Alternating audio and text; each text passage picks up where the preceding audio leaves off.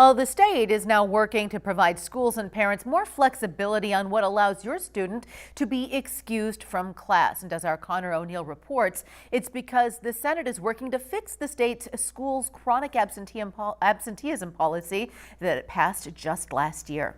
Iowa lawmakers passed a bill in 2024 that states a student who misses more than 10% of days is considered chronically absent and would require the county attorney to send a notice by mail to a parent or guardian.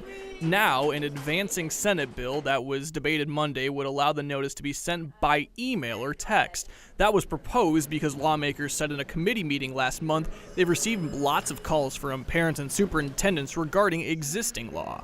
We do not need to list every possible circumstance that may constitute a legitimate absence. I think this makes reasonable adjustments to what was passed last year, and it's all based on feedback we've heard from school districts, parents, and community members, school board members. Current state law says schools would need to schedule an engagement meeting with students who are absent for 15% of days in a grading period. This Senate bill would now only require that meeting if the absences negatively impact the student's grades. Another notable change the Senate looks to make would change the existing policy to not apply for students who are absent for military entrance processing, a wedding, or a funeral. However, opponents of the bill claim it doesn't offer enough and students shouldn't be considered truant for FFA activities or college visits. Because there is always something that the people in this room did not account for. Clearly, the majority wasn't listening and didn't get it the first time around, and there's likely something the majority is missing again.